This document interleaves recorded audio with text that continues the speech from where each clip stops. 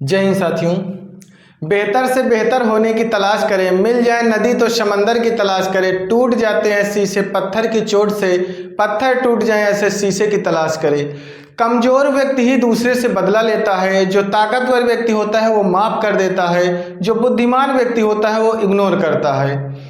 समय और समझदारी दोनों ही अलग अलग चीज़ें होती है। समय आने पर समझदारी नहीं रहती, समझदारी आने पर समय नहीं रहता। शिक्षक यही कार्य करता, आप में समय रहते समझदारी विकसित कर दे। शिक्षक और सड़क दोनों ही एक जैसे होते हैं, खुद तो जहाँ का तहाँ होते हैं, दूसरों को उनकी मंजिल तक पहुँचा देते हैं। जो चीज़ आपको चैलेंज करती है वही चीज़ आपको चेंज भी करती है। संघर्ष में व्यक्ति अकेला होता है, सफलता में दुनिया उसके साथ होती है। जिस पर यह जग हंसा है उसी ने इतिहास रचा है। सूरज की तरह चमकना चाहते हो तो सूरज की तरह तपना भी होगा। राजा बनने का शौक है तो गुलाम की तरह मेहनत करना पड़ेगा। पतझड़ हुए बिना पेड़ों पर नए पत्ते नहीं आते, कठिनाई और संघर्ष सहे बिना अच्छे दिन भी नहीं आते। जिंदगी में जो हम चाहते हैं वो आसानी से नहीं मिलता, लेकिन जिंदगी का सच भी यही है, हम भी वही चाहते जो आसान नहीं होता। तो साथियों, आज हम सूर्य के बारे में पढ़ेंगे। सूर्य के बारे में पढ़ेंगे। सूर्य एक तारा है। सूर्य क्या है? सूर्य एक तारा है। सूर्य एक तारा है। सूर्य सौर मंडल का प्रधान है। सूर्य एक तारा है, सूर्य सौर मंडल का प्रधान है। उसके बाद देखेंगे हमारी आकाश गंगा जो दुग्ध मेखला है। हमारी आकाश गंगा का नाम क्या है? दुग्ध मेखला, जिसे हम मिल्की वे कहते हैं। क्या कहते हैं? मिल्की वे। अब उसके बाद जानेंगे कि जो हमारी आकाश गंगा है, दुग्ध मेखला, मिल्की वे, इसके केंद्र से लगभग 26,000 प्रकाश वर्ष की दूरी पर, लगभग 26,000 प्रकाश वर्ष की दूरी पर सूर्य एक कोने में स्थित है। सूर्य क्या है? एक कोने में स्थित है, 26,000 प्रकाश वर्ष की दूरी पर। कहाँ से? आकाश गंगा के केंद्र कोने में स्थित है सूर्य हमारी आकाश गंगा। सूर्य हमारी आकाश गंगा को केंद्र यानी को केंद्र मानकर हमारी आकाश गंगा के केंद्र के चारों ओर 250 किलोमीटर प्रति घंटा, 250 किलोमीटर प्रति घंटा, 250 किलोमीटर प्रति सेकंड की चाल से, कितना? 250 किलोमीटर प्रति सेकंड की चाल से गति करता है। जो हमारी आकाश गंगा को केंद्र मान करके उसके चारों ओर 250 किलोमीटर प्रति सेकंड की चाल से चक्कर लगाता है।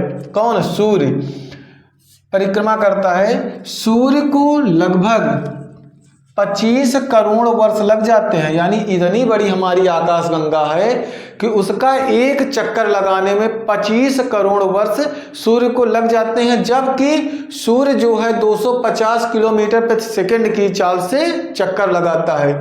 इतनी बड़ी हमारी आकाश गंगा है, जिसे हम दुग्ध मेखला मिल्की वे कहते हैं। सूर्य अपने अक्ष से पूरब से पश्चिम की ओर घूमता है, पूरब से पश्चिम की ओर घूमता है। अब जानेंगे हम अन्य चीजें। परिभ्रमण और परिक्रमण क्या किसे कहते हैं? परिभ्रमण क्या चीज होता है? कोई भी चीज है, जैसे अपने केंद्र किसी चीज अपने अक्ष पर घूमना परिभ्रमण कहलाता है। जैसे लट्टू नाचता है तो अपने केंद्र पर चारों तरफ नाचा करता है, तो क्या कहलाता है? परिभ्रमण कहलाता है। अपने अक्ष पर घूमना परिभ्रमण कहलाता है। अब परिक्रमण क्या कहलाता है? कोई भी वस्तु किसी भी वस्तु को केंद्र मान करके उसके चारों ओर चक्कर लगाती है, उसे हम परिक्रमण कहते हैं। अब हम जानेंगे सूर्य से पृथ्वी की औसत दूरी। सूर्य से पृथ्वी की औसत दूरी 14.96 करोड़ किलोमीटर है। कितनी है? 14 करोड़ किलोमीटर है। यानी सूर्य से पृथ्वी की जो औसत दूरी है 14.96 करोड़ किलोमीटर है। सूर्य का व्यास जो है 13,92,000 किलोमीटर है। सूर्य का व्यास कितना है? 13,92,000 किलोमीटर है। किसका? सूर्य का व्यास। अब आगे हम देखेंगे जो सूर्य का व्यास पृथ्वी के व्यास के लगभग 109 गुना अधिक है। सूर्य का व्यास पृथ्वी के व्यास से 109 गुना अधिक है। उसके बाद सूर्य का जो ऊर्जा है, सूर्य की ऊर्जा किससे मिलती है? नाभिकीय संलयन द्वारा मिलती है। इसमें 71% हाइड्रोजन, 71% क्या है? हाइड्रोजन और 26.5% हीलियम है और अन्य तत्व जो हैं 2.5% है। हाइड्रोजन 71%, हीलियम 26.5%, अन्य तत्व हैं 2.5%। अब हम जानेंगे जो सूर्य की संरचना है ये कैसे 6 भागों में बांटी गई है। तो आंतरिक भाग और बाह्य भाग को जान लेंगे। आंतरिक भाग में क्रोड है, फिर दूसरा विकिरण मंडल है, संवहन मंडल है, ये आंतरिक भाग हो गए। और बाह्य भाग को हम जानेंगे, प्रकाश मंडल है, वर्ण मंडल है, किरीट है, ये बाह्य भाग है। तो अब हम इन 6 भागों के बारे में पढ़ लेंगे कि संरचना के बारे में पढ़ेंगे, आंतरिक भाग और बाह्य भाग को। तो साथियों, आंतरिक भाग में हम सबसे पहले क्रोड पढ़ेंगे, जिसे हम कोर कहते हैं। सूर्य का केंद्रीय भाग क्रोड कहलाता है। सूर्य का केंद्रीय भाग जो है क्रोड कहलाता है। इसका तापमान लगभग 15 मिलियन डिग्री सेल्सियस होता है। लगभग 15 मिलियन डिग्री सेल्सियस होता है। यहाँ पर जो भी पदार्थ पाया जाता है वो प्लाज्मा अवस्था में पाया जाता है। किसमें पाया जाता है? प्लाज्मा अवस्था में पाया जाता है। ठोस द्रव गैस में नहीं पाया जाता, इस प्लाज्मा अवस्था में पाया जाता है। नाभिकीय संलयन से अपार ऊर्जा मिलती है। सूर्य का जो अभिक्रिया नाभिकीय संलयन द्वारा सबसे ज़्यादा अपार ऊर्जा सूर्य को मिलती है, तो नाभिकीय संलयन द्वारा मिलती है। सूर्य का पावर हाउस कहते हैं किसे? क्रोड को।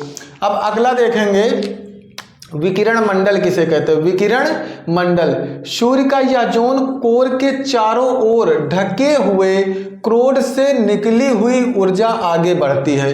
क्रोड से निकली हुई ऊर्जा आगे की ओर बढ़ती है। विकिरण मंडल में विद्युत चुंबकीय विकिरण के रूप में पहुंचती है। विद्युत चुंबकीय विकिरण के रूप में पहुंचती है, जैसे एक्सरे, गामा किरणें, फोटॉन के रूप में निकलती हैं। पृथ्वी में प्रवेश नहीं कर पाती। किरणें तो निकलती हैं लेकिन पृथ्वी में नहीं पहुंच पाती, क्योंकि पृथ्वी की ओजोन परत जो है और पृथ्वी का वायुमंडल उसे आने से रोक देता है। ओजोन परत एवं पृथ्वी का वायुमंडल इसे रोक लेता है। किसको? जो चुंबकीय किरणें होती, एक्सरे, गामा और फोटॉन, क्योंकि नुकसान करती है। उसके बाद संवहन मंडल को देखेंगे। यहीं से ऊर्जा का आगे संवहन होता है। यहीं से ऊर्जा का आगे संवहन होता है। फिर उसके बाद क्या होता है? इस जोन में हाइड्रोजन के बने सेल पाए जाते हैं। पूछा जाए हाइड्रोजन के बने सेल कहाँ पाए जाते हैं? तो संवहन मंडल में पाए जाते हैं और इन्हीं के बीच से ऊर्जा का आगे संवहन होता है। अब हम बाह्य भाग के बारे में पढ़ेंगे। बाह्य भाग में पहला प्रकाश मंडल। यह सूर्य का वह भाग है जो हमें दिखाई देता है। प्रकाश मंडल है सूर्य का वह भाग है जो हमें दिखाई देता है। इसका तापमान लगभग 6000 डिग्री सेल्सियस होता है। इसका तापमान लगभग 6000 डिग्री सेल्सियस के होता है। किसका? प्रकाश मंडल का। सूर्य के प्रकाश मंडल पर कुछ काले धब्बे दिखाई देते हैं। कुछ काले धब्बे हमें दिखाई देते हैं, जिन्हें हम सौर कलंक कहते हैं। क्या कहते हैं? सौर कलंक कहते हैं। क्या कहते हैं? सौर कलंक। तो साथियों, सौर कलंक सूर्य से ऊर्जा का स्थानांतरण की वजह से कुछ काले धब्बे दिखाई देते हैं। यहीं से सूर्य के जो ऊर्जा का स्थानांतरण होता है तो उसी वजह से कुछ काले धब्बे दिखाई देते हैं। इनका तापमान क्या होता है? 4000 डिग्री सेल्सियस से 1500 डिग्री सेल्सियस के मध्य होता है। लगभग 4000 डिग्री सेल्सियस से 1500 डिग्री सेल्सियस के मध्य होता है। सौर कलंक की कुल संख्या क्या होती है? 11 वर्षों के दौरान, 11 वर्ष के चक्र के दौरान वृद्धि या कमी होती है। 11 वर्षों के चक्र के दौरान वृद्धि या कमी होती है। इसी हम 11 वर्षों को क्या कहते हैं? सौर चक्र कहते हैं। क्या कहते हैं? सौर चक्र कहते हैं। तो बाह्य भाग में एक भाग पढ़ लिया, आंतरिक भाग को तीनों पढ़ लिए और 2 भाग। तो अब अगला मंडल पढ़ेंगे, वर्ण मंडल। कौन सा पढ़ेंगे? वर्ण मंडल।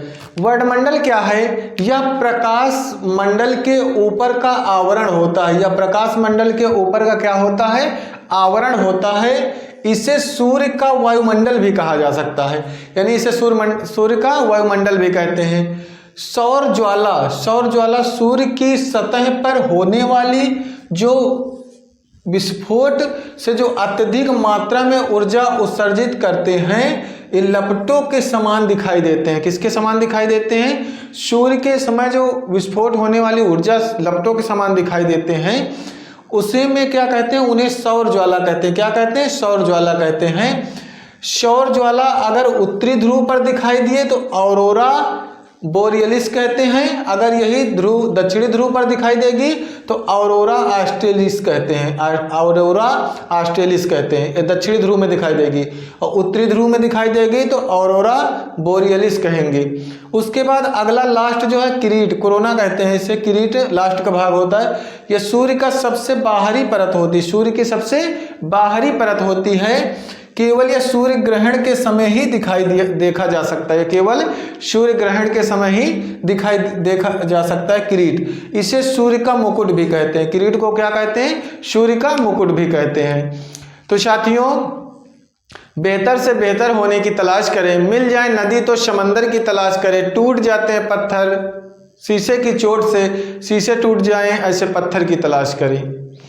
बेहतर से बेहतर होने की तलाश करें, मिल जाए नदी तो समंदर की तलाश करें, टूट जाते हैं शीशे पत्थर की चोट से, पत्थर टूट जाए ऐसे शीशे की तलाश करो। जो चीज़ आपको चैलेंज करती है वही चीज़ आपको चेंज भी करती है। कमजोर व्यक्ति ही दूसरे से बदला लेता है, जो ताकतवर व्यक्ति होता है वो माफ़ कर देता है, जो बुद्धिमान व्यक्ति होता है वो इग्नोर कर देता है। समय और समझदारी दोनों ही अलग अलग चीज़ें होती हैं। समय आने पर समझदारी नहीं रहती, समझदारी आने पर समय नहीं रहता। शिक्षक यही कार्य करता आप में समय रहते समझदारी विकसित कर दे। शिक्षक और सड़क दोनों ही एक जैसे होते हैं, खुद तो जहाँ का तहाँ होते हैं, दूसरों को उनकी मंजिल तक पहुँचा देते हैं।